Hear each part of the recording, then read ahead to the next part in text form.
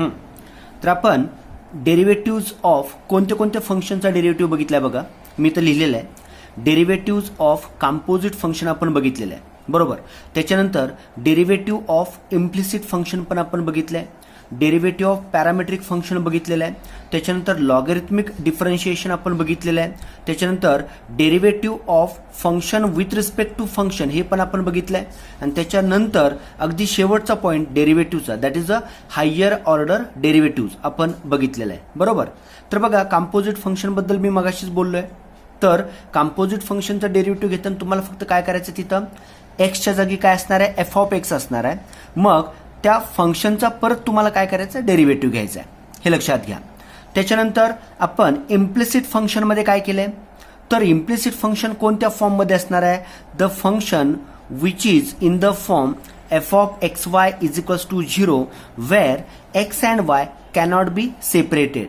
म्हणजे जिथं आपण एक्स आणि वाय काय नाही, सेपरेट नाही करू शकत, त्याला आपण काय म्हणतोय, इम्प्लिसिट फंक्शन असं म्हणतोय. मग इम्प्लिसिट फंक्शनचा डेरिव्हेटिव्ह घेताना तुम्हाला काय करायचं आहे, we treat x and y as a different variables and we use the same rules. Product rule असेल, क्वोशंट रूल असेल, जे आपण एक्स आणि वाय साठी यूज करणार आहोत.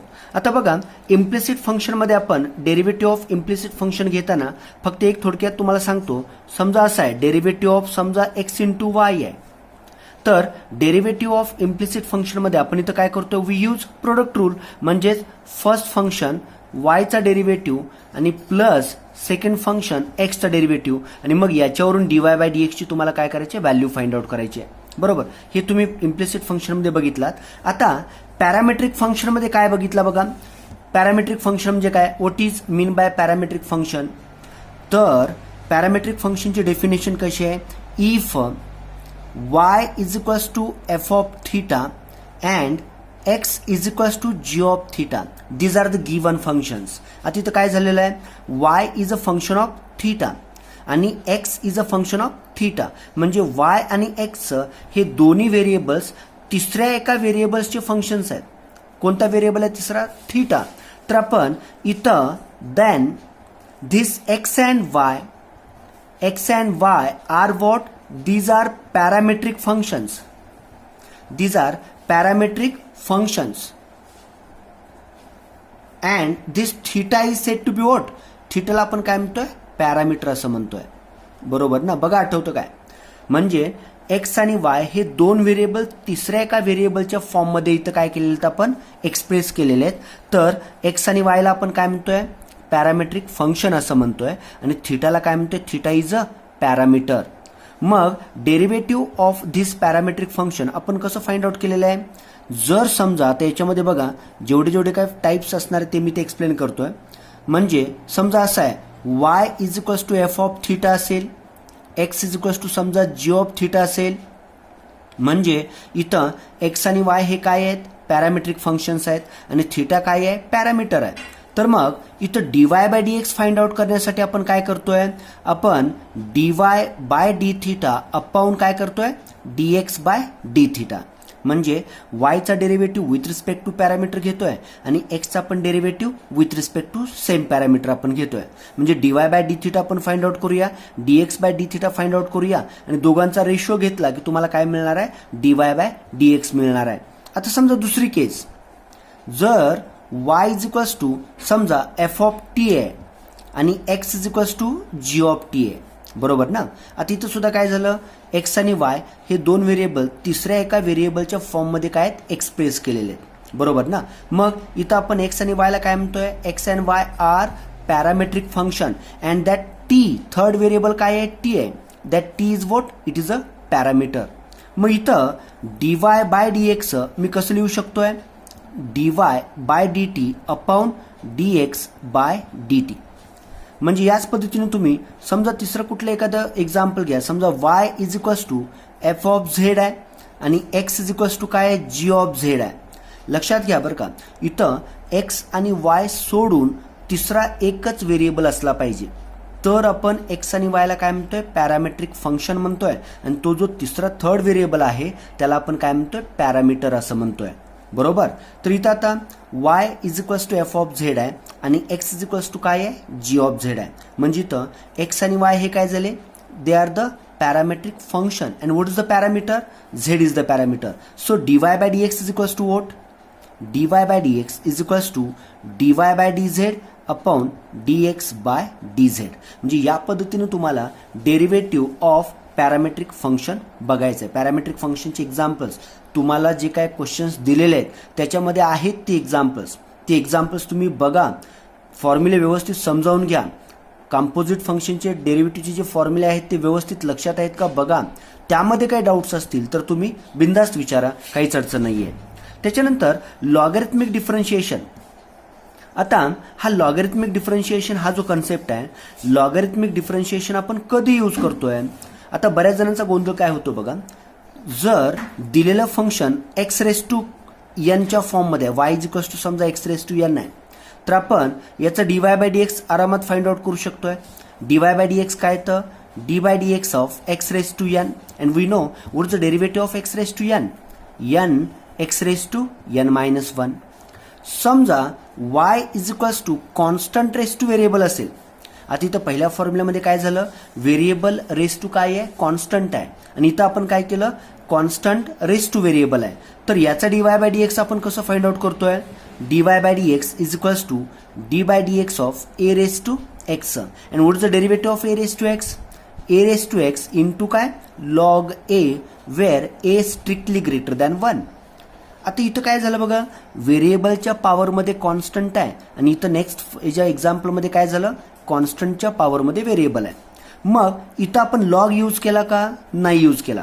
मग लॉगॅरिथमिक डिफरन्शिएशन कधी यूज करायचं, म्हणजे लॉगॅरिथमिक डिफरन्शिएशन म्हणजे नेमकं काय ते आता बघा. जर इथं मी असं दिलं व्हेरिएबल रेस टू व्हेरिएबल आहे, आता मग याचा मला dy by dx find out करायचा असेल तर या ठिकाणी मला काय केलं पाहिजे, दोन्ही बाजूचा लॉग घेतला पाहिजे. कारण माझ्याकडे जे काही दोन फॉर्म्युले आहेत ते दोन फॉर्म्युले कशाचे आहेत, व्हेरिएबल रेस टू कॉन्स्टंट असेल तर what is the derivative of that म्हणजे n x raise to n minus 1, म्हणजेच constant that variable raise to that constant subtracted by 1. त्या कॉन्स्टंटमधून काय करा तुम्ही, एक सबस्ट्रॅक्ट करा, बरोबर ना. म्हणजे x रेस टू n असेल तर काय येतं, n x raise to n minus 1 हा त्याचा काय आला, डेरिव्हेटिव्ह आला. तसंच समजा कॉन्स्टंटच्या पॉवरमध्ये एखादा व्हेरिएबल असेल तर आपण काय करतोय, त्याचं डेरिव्हेटिव्ह कसं घेतोय, a raise to x into log a, where that a strictly greater than 1. कारण तुम्हाला माहित आहे जर समजा मी a इज इक्वल्स टू 1 घेतलं तर लॉग 1 किती येणार आहे, 0 येणार आहे, बरोबर ना. आणि लॉग 1 0 याचा अर्थ 0 इंटू एनिथिंग काय येणार, डेरिव्हेटिव्ह त्याचा 0 येणार. आणि आपल्याला हेही माहित आहे आपण लॉग फक्त पॉझिटिव्ह नंबर्सचाच घेतोय, आणि पॉझिटिव्ह नंबर ग्रेटर दॅन 1 आपण लॉग घेतो. निगेटिव्ह नंबरचा आपण लॉग बघू शकत नाही किंवा लॉग आपण त्यांचा घेत नाहीये. आता मग इथं एक्स रेस टू एक्स असेल तर इथं काय करायचं आता बघा, तर या ठिकाणी तुम्हाला लॉगची मदत घ्यायची आहे. तर मग इथं तुम्ही काय करता, taking log on both side, taking log on both side, तुम्ही दोन्ही बाजूचा लॉग घेता.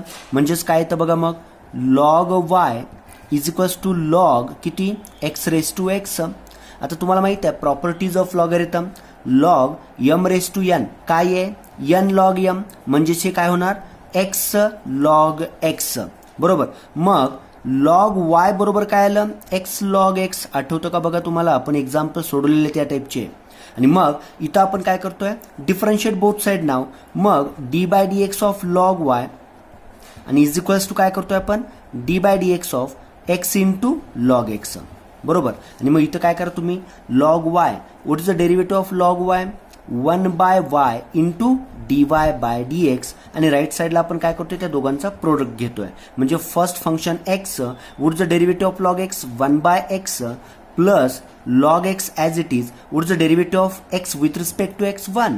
So final solution dy by dx किती येतं बघा, इथं x ला x कॅन्सल झाला, मग हा जो डिनॉमिनेटरचा y आहे तो मी राईट साईडला ट्रान्सफर केला. म्हणजेच काय होणार, इथं डिव्हिजनचं मल्टिप्लिकेशन, म्हणजेच काय y into 1 plus log x, हा आला dy बाय dx. म्हणजे जर x रेस टू x असेल तर त्याचा डेरिव्हेटिव्ह काय येतो, y into 1 plus log x. म्हणजे इथं व्हेरिएबल रेस टू व्हेरिएबल आहे म्हणून आपण लॉग घेतला.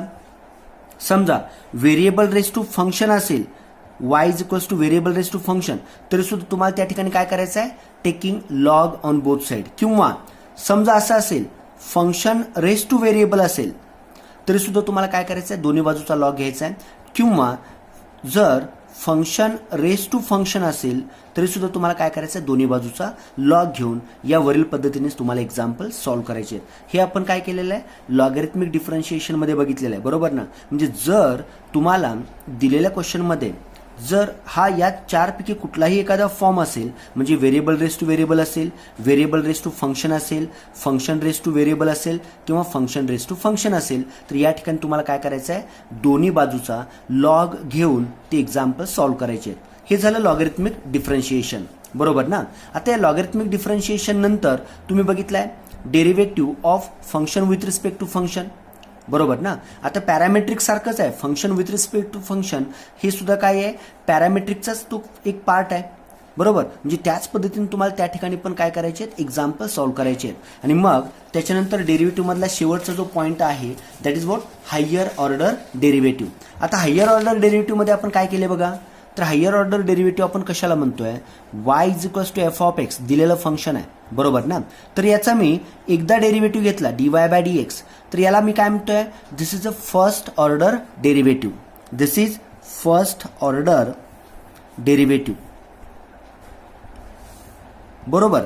आता समजा मी आणखी एकदा याचा डेरिव्हेटिव्ह घेतला म्हणजेच काय येणार, d by d x of dy by dx, म्हणजेच किती येतं बघा ते, d2y बाय dx स्क्वेअर. याला मी काय म्हणतोय, this is a second order derivative, याला आपण काय म्हणूया, सेकंड ऑर्डर डेरिव्हेटिव्ह. म्हणजेच this is higher order derivative, this is first order, this is second order derivative. याच पद्धतीनं d3y बाय dx क्यूब असेल तर याला मी काय म्हणेन, थर्ड ऑर्डर डेरिव्हेटिव्ह.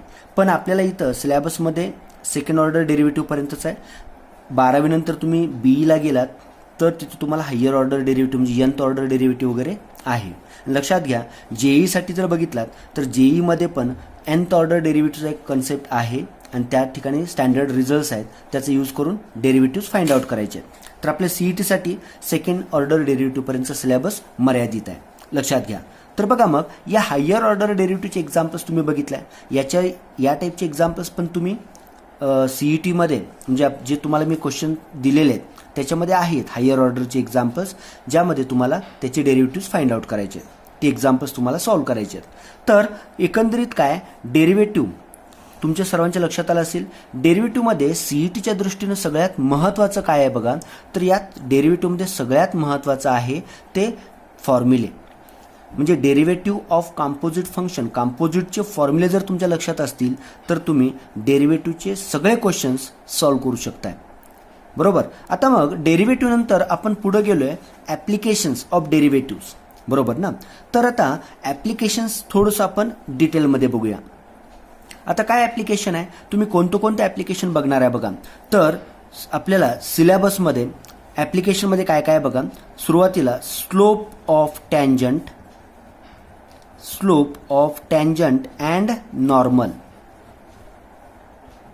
त्याच्यानंतर सेकंड पॉइंट आहे equation of tangent and normal, equation of tangent and normal. त्याच्यानंतर थर्ड पॉइंट आपल्याला बघायचं म्हणजे ॲप्लिकेशन्स ऑफ डेरिव्हेटिव्हमध्येच डेरिव्हेटिव्हच्या साहाय्यानेच तुम्हाला टँजंटचा आणि नॉर्मलचा स्लोप काढायचा आहे. जर स्लोप मिळाला त्याच्यावरून तुम्ही इक्वेशन ऑफ टँजंट आणि नॉर्मल त्या ठिकाणी काय करणार आहे, फाइंड आउट करणार आहे, बरोबर. तर हे झालं टँजंट, नॉर्मलचा स्लोप आणि इक्वेशन, बरोबर ना. तर आता त्याच्यानंतर थर्ड पॉईंट जो तुम्ही बघणार आहे म्हणजे ॲप्लिकेशन ऑफ डेरिव्हेटिव्हमध्ये, ज्यामध्ये रेट मेजर आहे,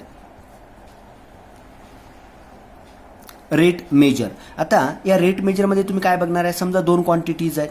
म्हणजे आता फॉर एक्झाम्पल जर घ्यायचं झालं तर बघा, आपण डिस्प्लेसमेंट एक्स मानूया, displacement is a function of T, बरोबर ना. मग इथं एक्स आणि टी म्हणजेच काय आहे, टाईम आहे, आणि एक्स म्हणजेच काय आहे, डिस्प्लेसमेंट आहे. म्हणजे मी असं लिहिलो x is equals to f of T.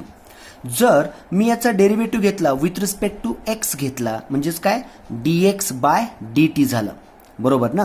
आता d x by d t काय आहे, this is what derivative of x with respect to t, म्हणजे डिस्प्लेसमेंटचा derivative with respect to t म्हणजे हे काय झालं, व्हेलॉसिटी झालं. आणि जेव्हा मी व्हीचा डेरिव्हेटिव्ह घेईन तेव्हा मला काय मिळणार आहे, ॲक्सेलरेशन मिळणार आहे. बरोबर. आता रेट मेजरमध्ये काय होतं बघा, एक्स आणि एफ ऑफ टी. बरोबर. टी हा टाइम आहे, इथे एक्स हा काय डिस्प्लेसमेंट आहे. जर टी मध्ये काही बदल झाला तर सेम या एक्स वरती पण काहीतरी परिणाम होणार आहे. बरोबर ना. म्हणजे जर टाइम बदलला तर डिस्प्लेसमेंट बदलणार आहे. आता समजा आणखी एक एक्झाम्पल बघूया. आता सर्वांना माहित आहे एरिया ऑफ अ सर्कल, काय formula, area of a circle is equals to pi r square. बरोबर. Where pi is a constant and r is what, radius. बरोबर ना. तर मग इथं जेव्हा या रेडियस, जेव्हा तुम्ही रेडियस कमी कराल तेव्हा ऑब्व्हियसली एरिया जो आहे त्या सर्कलचा तो काय होणार आहे, कमी होणार आहे. जर तुम्ही रेडियस वाढवलात, जर आरची व्हॅल्यू वाढवलात तर एरिया पण काय होणार आहे, वाढणारच आहे.